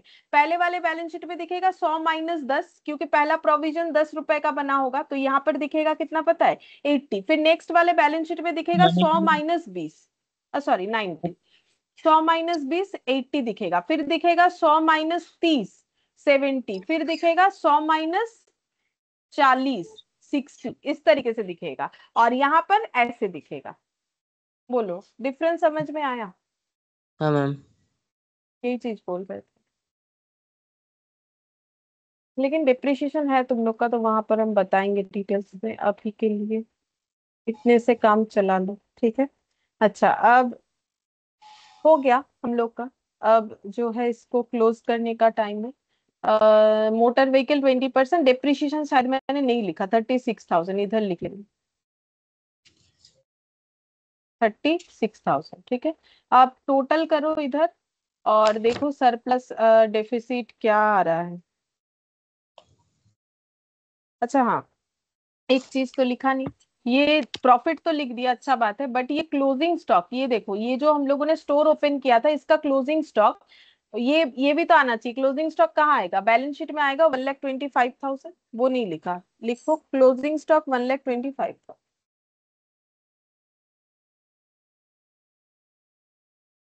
हाँ बस, अब इधर का बनाते हैं, टोटल करो। 4,80,000, 1,28,000, 8,80,000, 5,50,000, 1,80,000, 1,75,000, 2,00,000 और 75 सरप्लस ही आएगा।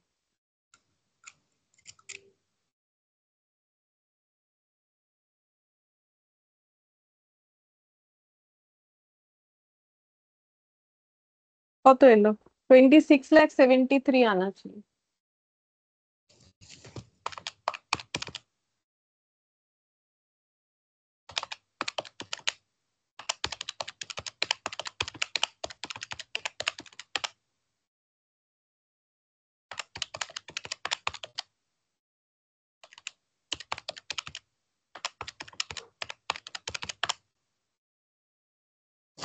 हाँ 2673। ठीक है, तब हम ऑन नहीं करेंगे। 26,73,000 और उधर देख लो।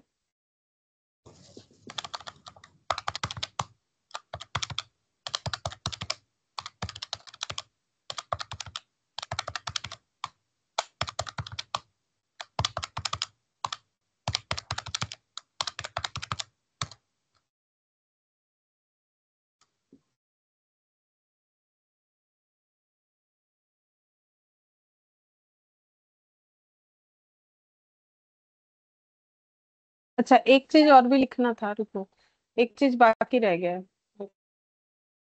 जैसे क्लोजिंग स्टॉक बाकी रहेगा वैसे ही ये जो कंजम्पशन है ना, मतलब ये देखो ये जो कंजम्पशन लिखा हुआ था, यहाँ से दिखाते हैं, ये देखो ये जो कंजम्पशन लिखा हुआ था कि ऑफिस पर्पस के लिए, टीचिंग स्टाफ, रिसर्च स्टाफ या स्टूडेंट वेलफेयर के लिए और गेम और स्पोर्ट्स के लिए, ये सब स्टोर से आइटम चला गया। ठीक है, ये एडजस्टमेंट है, तो एक बार ये ट्रेडिंग में गया, दूसरी बार ये कहाँ जाएगा, तो टीचिंग स्टाफ को, जो हम लोग टीचिंग स्टाफ के ऊपर हमारा जो खर्चा हो रहा है उसके साथ ये ऐड हो जाएगा, रिसर्च स्टाफ के ऊपर हमारा जो खर्चा हो रहा है उसके साथ ऐड हो जाएगा, या फिर अलग से लिख सकते हो। अब अलग से लिखने के लिए तो मेरे पास जगह नहीं बचा है, तो हम इसी में लिख देते हैं। जैसे टीचिंग स्टाफ के लिए हम लोगों ने खर्चा किया है 8,50,000 का सैलरी का, और इसके साथ साथ 50,000 का जो है मेटेरियल कंजम्पशन है। ठीक है, तो दोनों को ऐड करके लिखना पड़ेगा, तो 9,00,000 हो जाएगा।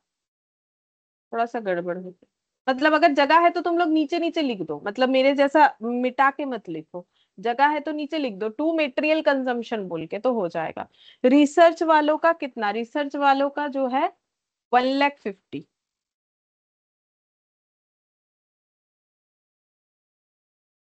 मतलब खर्चा कैश में, खर्चा काइंड में, काइंड मतलब किसी चीजों में। ठीक है, तो 1,20,000 प्लस 1,50,000,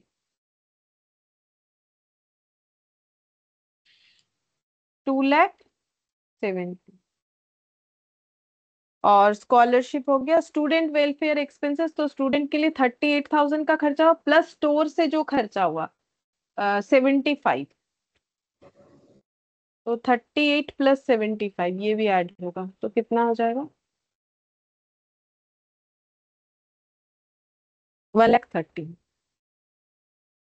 और एक होगा, और एक होगा गेम एंड स्पोर्ट्स 25,000, ये वाला 50 प्लस 25, तो 75, मतलब expense in cash, expense in kind. हाँ अब कर सकते हो, दो जगह पे आना चाहिए था ना, तो दो दो जगह पे सारा चीज आ गया, क्लोजिंग स्टॉक भी आ गया, कंजम्पशन भी आ गया, सब आ गया, और सेल्स का प्रॉफिट तो नेट करके आ ही गया है यहाँ पर।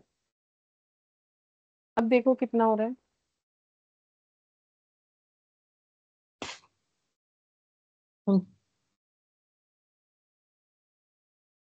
बोलो কত এসছে, 11,70,000।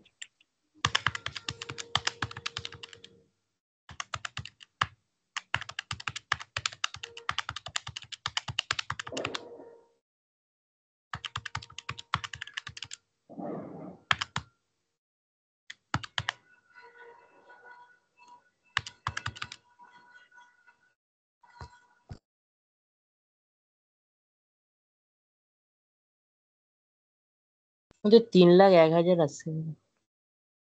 3,01,000, 19,000 হবে। 3 লাখ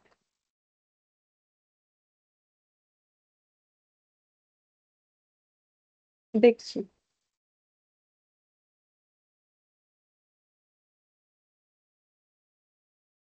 23,54,000 माइनस 26,73, 3,19,000 आ रहा है। 3,19,000 ही আসছে, কিছু তিন একটা লাখ ভুল উনিশ হাজার করেছে। আসছে। হ্যাঁ দেখো, 3,19,000 আসবে, কিছু একটা ভুলভাল করে দিয়েছে বা ভুল ক্যালকুলেটরে টাইপ করছে। 3,19,000 আসবে, ম্যাম মানে অ্যামাউন্ট আমার তো গুলো একটু এলো। দেখি। দেখ,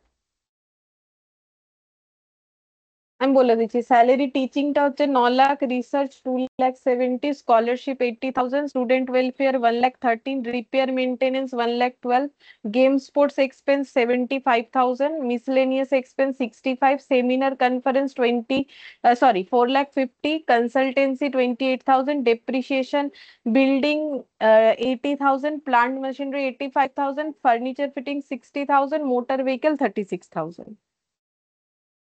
যদি সব ঠিক লেখা আছে 3,19,000 লিখে নাও, চেক করে নেবে, কিছু একটা ভুল হয়েছে হয়তো ক্যালকুলেট করতে।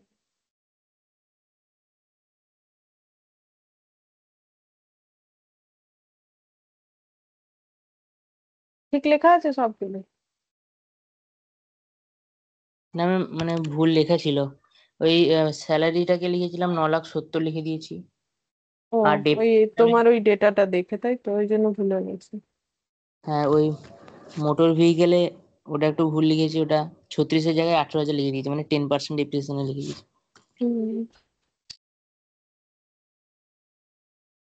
তোমার ওইটা করলেও 3,19,000 আসবে ওভারঅল। তুমি ওটা তো একবার দেখতে পারো, সেম কনসেপ্টেই হয়, ওই একটা দুটো ডেটা চেঞ্ज করেছে। अच्छा, अब ये वाला देखते हैं, 16,06,000, हम लाइबिलिटी साइड कर रहे हैं, तुम लोग एसेट साइड ऐड करो। प्लस 3,19,000, 19, ये क्या आ गया, 16,06,000 प्लस 3,19,000। अच्छा, ये 19 लाख आएगा, मैंने गलत लिख दिया, 19,25,000 आएगा। ठीक, 19,25,000 plus 8 lakh plus 25 lakh plus 5,10,000 plus 1,50,000 plus 2,25,000।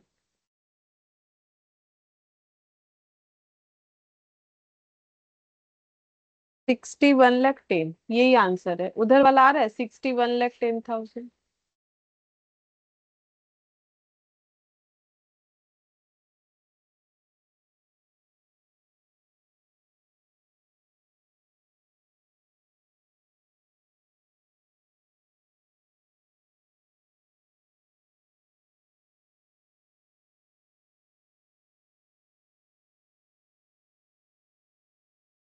5,10,000, 3,60,000, 1,44,000,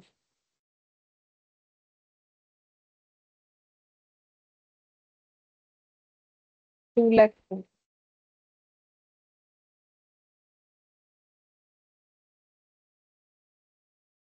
11,40,000, हाँ आ रहा है। 61,10,000 आंसर आ रहा है।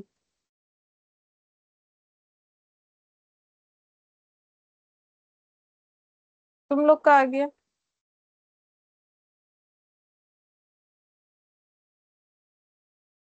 হ্যাঁ করছি একটা করে।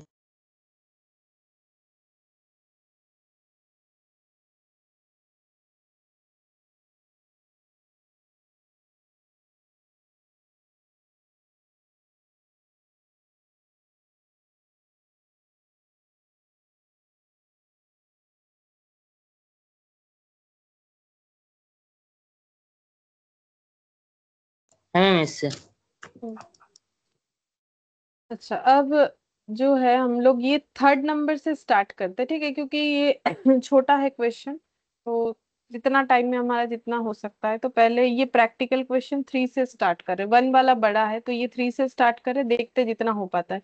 You are required to prepare receipt payment account and income expenditure account. अच्छा, इसमें हमें लेकिन रिसिप्ट पेमेंट और इनकम एक्सपेंडिचर अकाउंट बनाने बोला है, तो अच्छा है क्वेश्चन। हो सकता है देखने में छोटा है बट क्वेश्चन अच्छा है। इन द बुक्स ऑफ क्या है मैंने पढ़ा नहीं, Bombay medical aid society, Bombay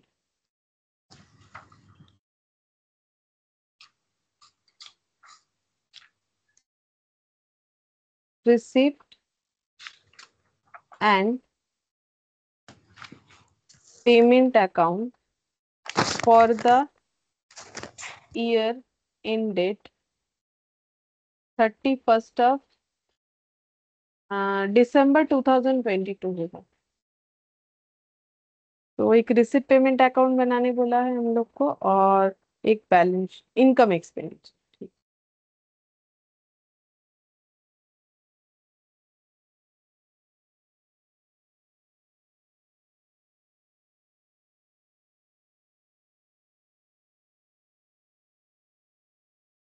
income and expenditure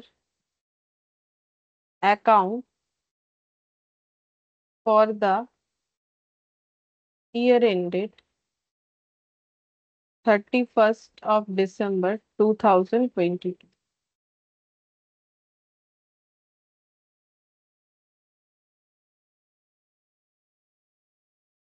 अच्छा, और क्या बनाने के लिए बोला है?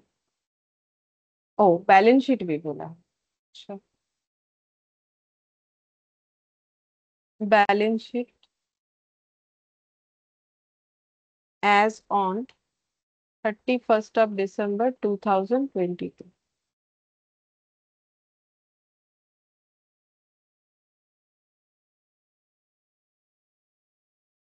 Liability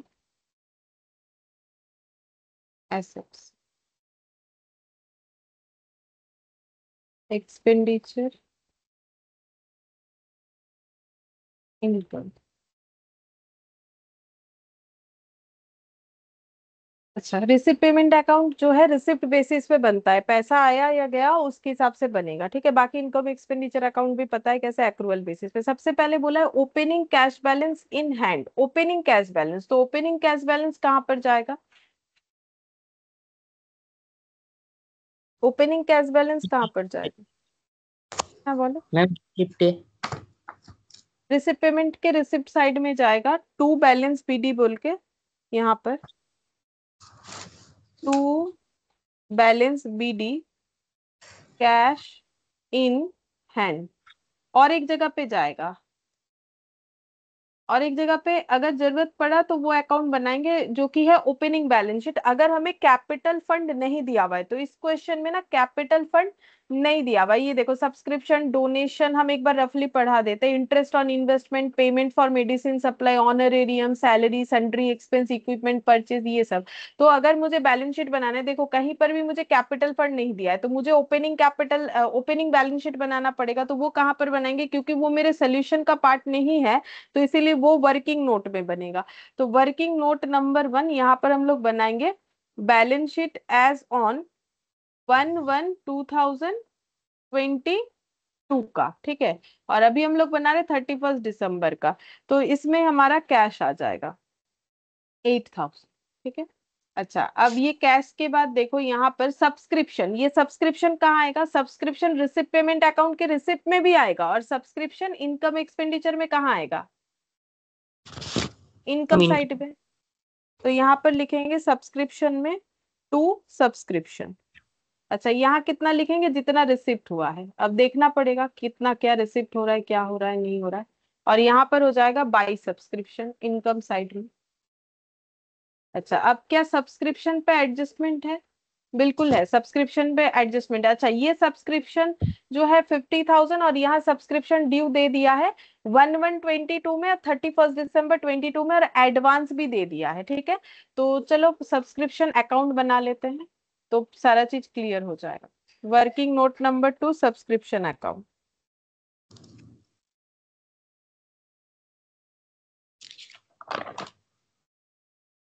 ma'am subscription. হ্যাঁ বল। সাবস্ক্রিপশন ইনকাম এক্সপেন্ডিচারের একটা ইনকাম দিকে আর একটা রিসিপ্ট পেমেন্টের রিসিপ্ট দিকে। हम्म। अच्छा, सब्सक्रिप्शन का देखो, जो मेरा सब्सक्रिप्शन ड्यू आउटस्टैंडिंग सब्सक्रिप्शन क्या होता है, एसेट होता है, तो एसेट कैसे जाएगा, टू बैलेंस बीडी और बाई बैलेंस सीडी, ओपनिंग आ जाएगा इधर और क्लोजिंग आ जाएगा इधर, ठीक है। अच्छा, और एडवांस सब्सक्रिप्शन क्या है, लाइबिलिटी 1200 और 700, तो 1200 ओपनिंग है, 700 क्लोजिंग है, तो by balance CD, sorry BD और टू बैलेंस सीडी, ठीक है।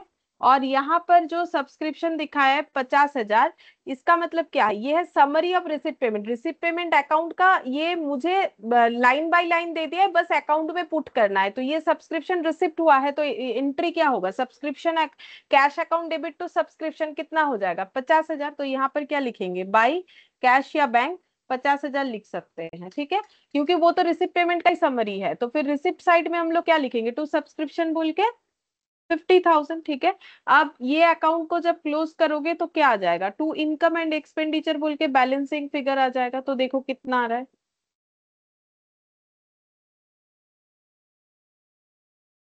53,400, और ये बैलेंस करके कितना आ जाएगा,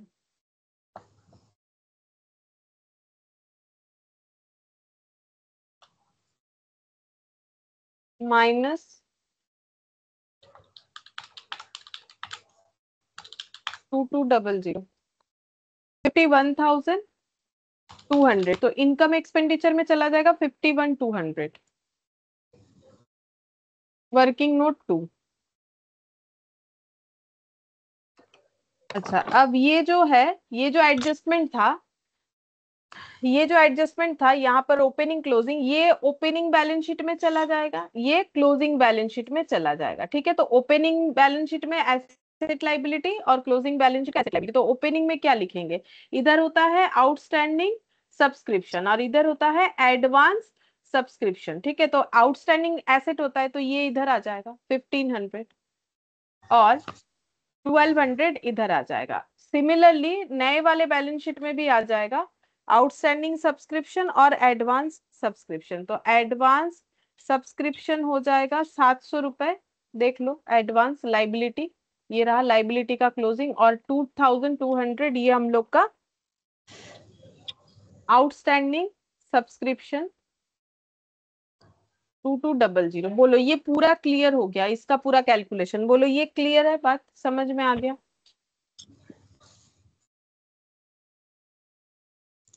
हाँ मैम।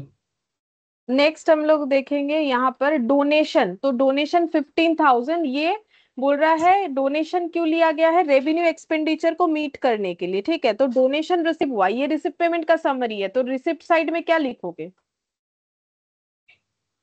To donation. वो तो रिसिप्ट पेमेंट का पूरा डेटा मुझे दिया हुआ है, बस अकाउंट बना के नहीं दिया है, मुझे अकाउंट बनाना है। तो टू डोनेशन कितना लिखेंगे, 15,000। अच्छा, अब ये डोनेशन बोल रहा है रेवेन्यू खर्चा पे करने के लिए हम लोगों ने ये डोनेशन लिया था, तो फिर ये हमारा डोनेशन किधर आ जाएगा, एक इनकम साइड में, इनकम एक्सपेंडिचर के इनकम साइड में। और अगर डोनेशन कैपिटलाइज्ड होता तो फिर हमें बैलेंस शीट में दिखाना पड़ता। फिर बोल रहा है कि इंटरेस्ट मिला है इन्वेस्टमेंट में 9% पर एनम करके 9,000, तो इंटरेस्ट रिसिप्ट हुआ है, तो कहाँ लिखेंगे, रिसिप्ट साइड में, टू इंटरेस्ट ऑन इन्वेस्टमेंट 9,000। अच्छा, ये और कहाँ जाएगा, ये हमारे एक्सपेंडिचर, इनकम एक्सपेंडिचर में, इनकम साइड में। हाँ बोल। हाँ इनकमेর দিকে যাবো, ঠিক আছে। Interest on investment 9,000। अच्छा, इसमें कोई एडजस्टमेंट है कि नहीं देख लेते हैं, नहीं इसमें कोई एडजस्टमेंट नहीं है। फिर बोला है medicine supply, payment for medicine supply 30,000, तो ये पेमेंट साइड में जाएगा, रिसिप्ट पेमेंट के पेमेंट साइड में जाएगा। पहले पेमेंट साइड में लिख लेते हैं, by medicine supply, by medicine supply payment, medicine supply जिसने किया है उसको हम लोगों ने पेमेंट किया, मतलब बेसिकली क्रेडिटर को पेमेंट किया है कितना, 30,000। तो यहाँ पर लिख लेते हैं 30,000। क्या ये हमारे इनकम एक्सपेंडिचर में आएगा? ম্যাম এটার উপর ডেপ্রিসিয়েশন আছে তো মনে হয়। হ্যাঁ, এটা হ্যাঁ তো এটা হবে ম্যাম। ক্রেডিটারকে 30,000 পেমেন্ট করেছে। না আমি বলছি এটার উপর মানে ইয়ে আছে, অ্যাডজাস্টমেন্ট আছে এটার উপরে। एडिशनल इंफॉर्मेशन है, ये देखो amount due for medicine supply, तो इसका हम लोग अकाउंट बना लेंगे, जिसका एडजस्टमेंट है इसका हम लोग अकाउंट बना सकते हैं। अगर हमें कुछ ना समझ में आए तो अकाउंट बनाओगे तो क्लियर हो जाता है, ठीक है।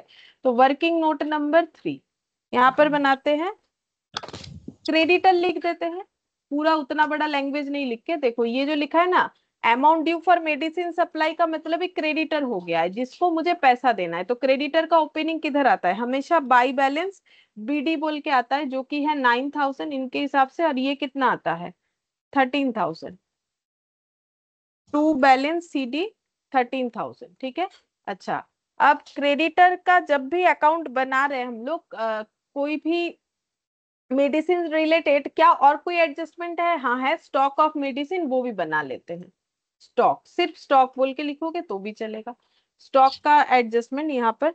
तो वर्किंग नोट 3 के अंडर ही बना रहे दोनों। तो स्टॉक का देखो, स्टॉक एसेट होता है 10,000 और 15,000। तो टू बैलेंस बीडी 10,000 और बाई बैलेंस सीडी 15,000, ठीक है। हम लोगों ने क्रेडिटर को कितना पेमेंट किया, 30,000। तो क्रेडिटर को पेमेंट का एंट्री क्या होता है, क्रेडिटर टू कैश या बैंक, ठीक है। तो अभी क्रेडिटर के अकाउंट में बैलेंस कितना आ रहा है, 43,000, और 43,000 से 9,000 माइनस करके बोलो कितना आ रहा है।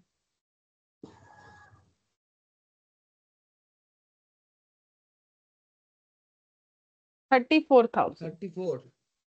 तो इसको क्या बोलोगे, बाई साइड में है तो बाई। तो क्रेडिटर का एंट्री क्या होता है ये खुद से बताना पड़ेगा, इसके बाद जब सिंगल एंट्री पढ़ोगे तब तो और भी बताना पड़ेगा। तो ये क्या लिखना चाहिए, क्रेडिटर এটা का जो पहला एंट्री होता है बोलो। এটা পারচেস হবে। हाँ, बाई परचेज होगा, ठीक है। बैलेंसिंग फिगर करके बाई परचेज, तो क्या परचेज किया होगा, मेडिसिन का स्टॉक। तो वो वाला किधर जाना चाहिए, स्टॉक अकाउंट में जाएगा। तो पहले से 10,000 का स्टॉक था और स्टॉक परचेज हुआ, तो उसको हम लोग क्या लिख सकते हैं, तो क्रेडिटर बोल के लिख सकते हैं, टू क्रेडिटर 34,000, ठीक है। तो हम लोग के पास 10,000 का स्टॉक था और 34 का स्टॉक आया, तो 44 का स्टॉक आ गया। लेकिन मेरे पास अभी 15,000 का ही स्टॉक पड़ा हुआ है, तो बाकी कहाँ चला गया, यूज हो गया होगा। मेडिसिन शॉप है तो मेडिसिन का काम है तो यूज हो गया होगा ना। तो यूज हो गया तो कितना यूज हो गया, माइनस करके बोलो।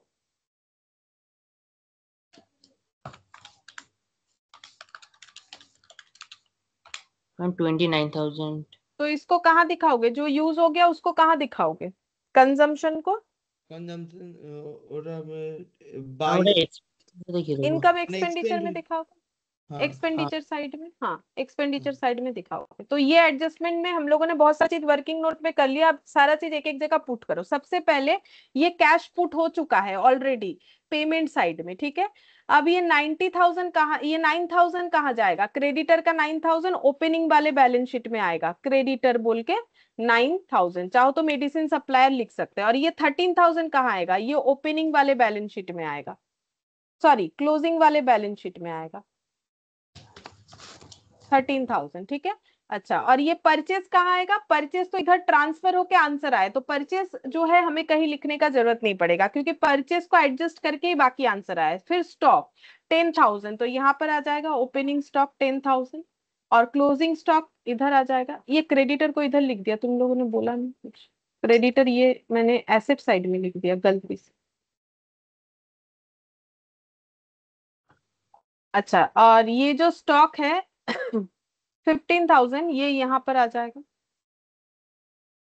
स्टॉक 15,000, ठीक है। तो ये देखो, ये सब दो दो जगह पे पुट हो गया।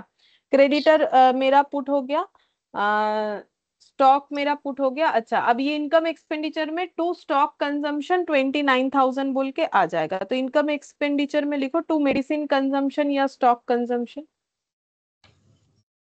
To medicine consumption. Working note number 3, 20 9,000। ठीक है, देखो एडिशनल इंफॉर्मेशन हमेशा दो जगह पे आता है। क्या ये आया है स्टॉक ऑफ मेडिसिन? हाँ देखो, ये बैलेंस शीट में भी आया है और इसी का इम्पैक्ट लेके हम लोगों ने 29,000 निकाला है। ये देखो, अभी हमें ट्रेडिंग तो करने बोला नहीं, अगर ट्रेडिंग करने बोलता तो ये ट्रेडिंग अकाउंट में दिखा देता, तो स्टॉक तो बेसिकली ट्रेडिंग अकाउंट ही हो गया ना। और ये देखो ये जो क्रेडिटर है, ये क्रेडिटर बैलेंस शीट में भी आया, ये क्रेडिटर के एडजस्टमेंट को यूज करके ही हम लोगों ने 29,000 निकाल लिया है। ठीक है, अच्छा इसके बाद देखो नेक्स्ट हमारा क्या था यहाँ पर, investment payment to medicine honorarium to doctor 10,000। तो ऑनरेरियम पे कोई एडजस्टमेंट नहीं है, तो डॉक्टर को ऑनरेरियम दिया है तो ये खर्चा है, तो पेमेंट साइड में लिखेंगे by honorarium to doctor.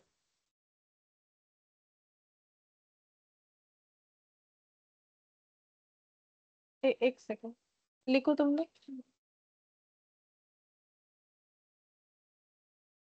Honorarium to doctor 10,000। ठीक है, अच्छा अब ये ऑनरेरियम कहाँ लिखोगे? एक्सपेंडिचर में भी लिखोगे, कोई एडजस्टमेंट नहीं है तो डायरेक्ट हो जाएगा।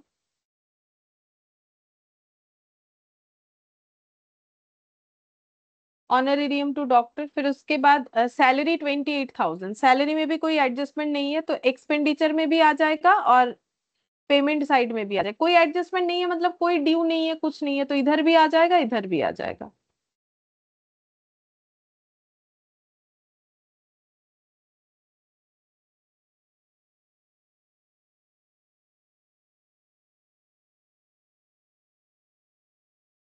फिर है सन्ड्री एक्सपेंसेस 1,000,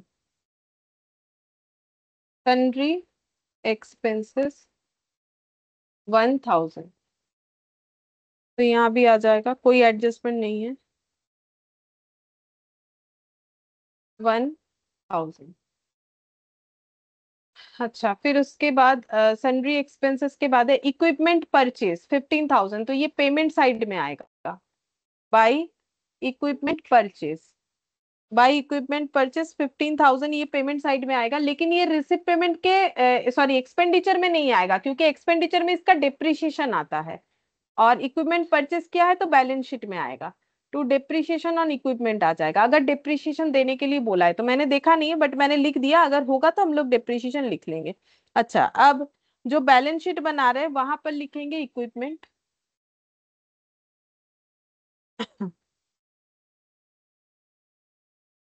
ম্যাম तो ম্যাম ইকুইপমেন্ট অ্যাকাউন্ট তো ওপেন করতে হবে।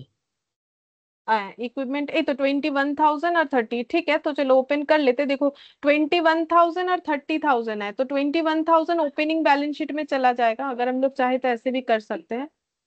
इक्विपमेंट 21,000, ठीक है। अच्छा और नया वाला जो बैलेंस शीट है वहां पर कितना जाएगा? अगर नहीं भी परचेज ओपन भी करेंगे तो देखो 31,000, पता चल गया 30,000 चला जाएगा थर्टी इधर, थाउजेंड है ना, इधर 30,000 चला जाएगा। तो वैल्यू बड़ा है और हम लोगों ने परचेज कितना किया है इक्विपमेंट 21,000 का। 15,000 का, तो डिप्रिशिएशन कितना हुआ होगा? फिफ्टीन बनाना थाउजेंड पड़ेगा वर्किंग इक्विपमेंट। 15,000 হবে ম্যাম তাহলে। 15,000 हो रहा है, ठीक है तो देख लेते हैं। टू बैलेंस बीडी, बोलो ओपनिंग वाला इक्विपमेंट कितना था 30,000, और ম্যাম क्लोजिंग वाला? नहीं 15,000, ओपनिंग 30 नहीं था, क्लोजिंग वाला 30 था। 21 ছিল। 21 ना। হ্যাঁ 21 ছিল 21। और परचेज वाला बोलो, equipment account debit to bank या कैश, परचेज कितने का किया? 15 15,000, 15। तो 6,000 फिर ডিফারেন্স।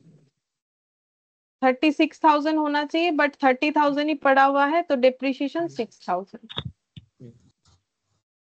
हाँ डिप्रिशिएशन 6,000, तो देखो मैंने ओपनिंग बैलेंस शीट में लिख दिया है, क्लोजिंग बैलेंस शीट में भी लिख दिया है, और यहाँ पर depreciation on equipment 6,000।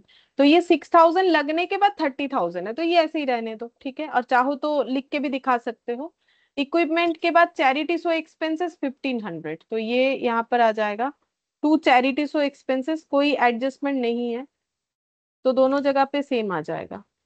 Charity show expenses 1,500 by charity show expense 1,500।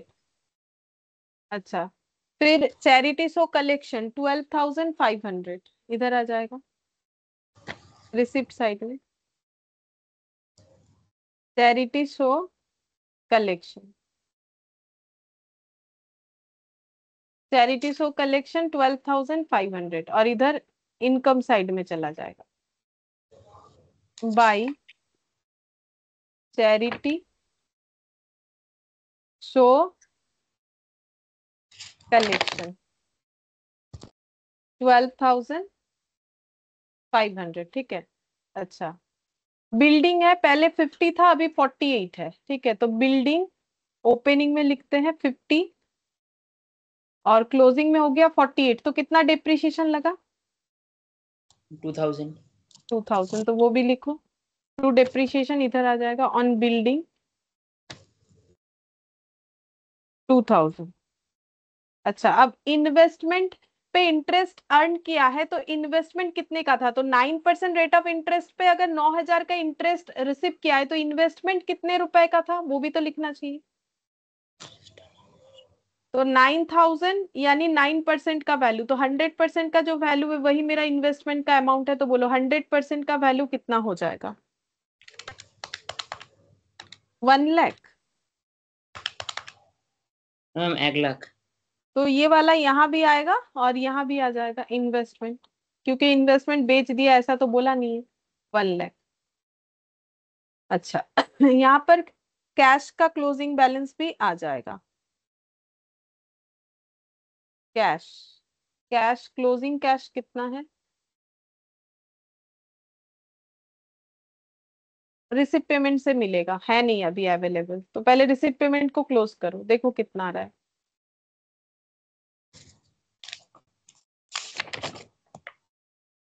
2458, 24 plus 50 plus 8 plus 9 plus 12.5, तो ये आ रहा है 103 पॉइंट, मतलब नहीं, क्या गलत आ गया? 17, 15, 50, 17, 15, 50, 12.5, 94,500। और इधर बोलो कितना आ रहा है? By balance CD cash in hand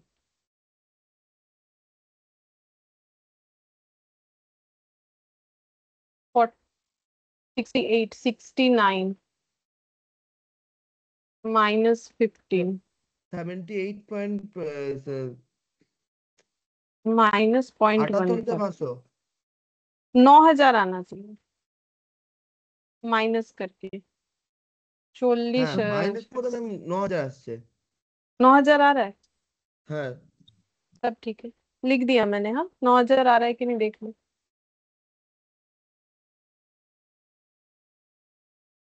60, 69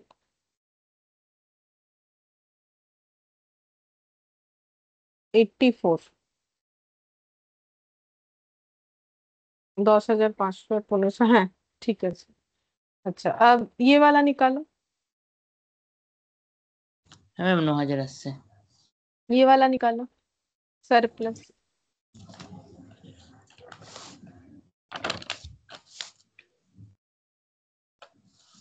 51, 200, 15,000 इधर वाला हम कर रहे हैं, तुम लोग उधर वाला करो।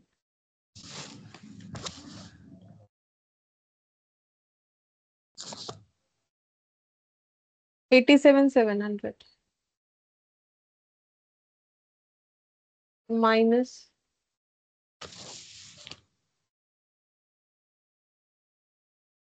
28, 29, 29 আর 6 2 8, 38, 36, 37,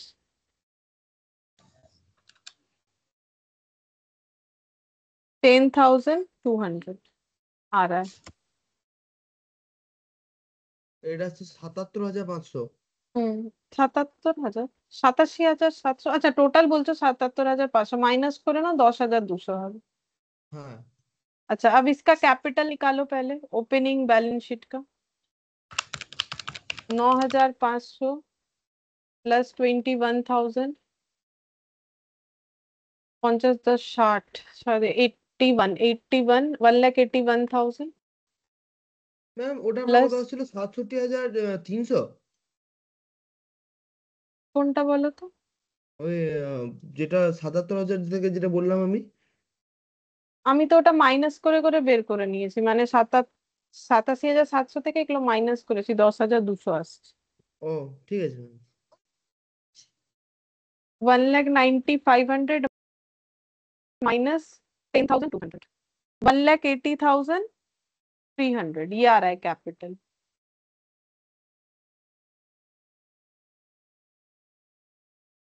वन लाख एटी थाउजेंड 300 यहाँ पर लो। ম্যাম সারপ্লাসটা কত আসছে? 8,700। 10,200, 10,200 আসছে।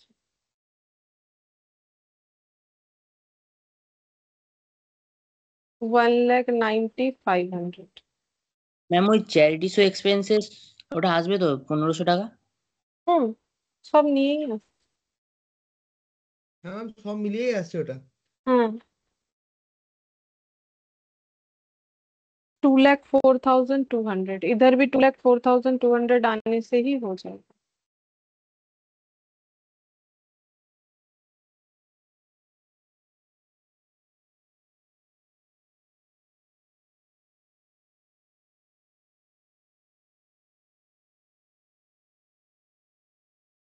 अच्छा, इधर एक कुछ 9,000, अच्छा कैश कैश आया था ना, क्लोजिंग कैश कितना आया था? 9,000, ठीक है, वो 9,000 का ही कमी हो रहा था, 9,000। देख लो, टैली भी हो गया, मैंने पूरा चेक कर लिया है और आंसर भी मैच हो चुका है। ম্যাম ইনকাম এক্সপেন্ডিচারটা একটু দেখান। देखो,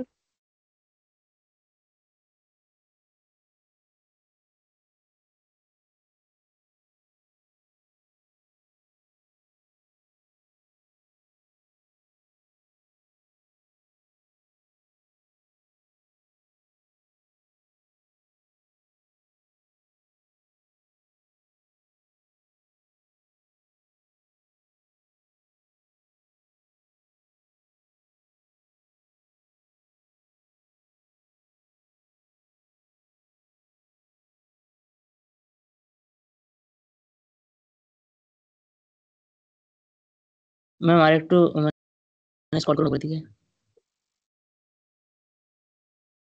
ऊपर और नीचे? মানে উপরের দিকে মানে रिसीव এই पेमेंट দিকে? না না ইনকাম এক্সপেন্ডিচারটাই মানে আরেকটু দেখতে পাচ্ছি। আচ্ছা, হ্যাঁ, এরকম 6,000 13,000 2,000 30,000 10,000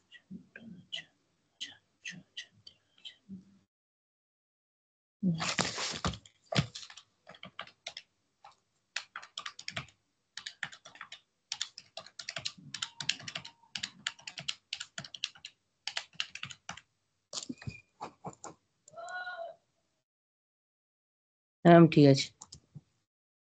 ठीक है, तो ये सारा ही मैच हो गया है हम लोग का। वैसे भी आज कंप्लीट होता नहीं, जो भी हो, एक टेक्निकल इश्यूज के वजह से टाइम भी थोड़ा हमारा बेकार हो गया, कोई बात नहीं, चलो जो हुआ सो हुआ। और हमारा 3 इक्वेशन बाकी है, 1 2 प्रैक्टिकल का और इलास्ट्रेशन 8 बाकी है, तो वो 3 हम लोग नेक्स्ट क्लास में करेंगे। ठीक है फिर, thank you ma'am. Bye. Thank you ma'am. Bye. Bye ma'am. Bye ma'am.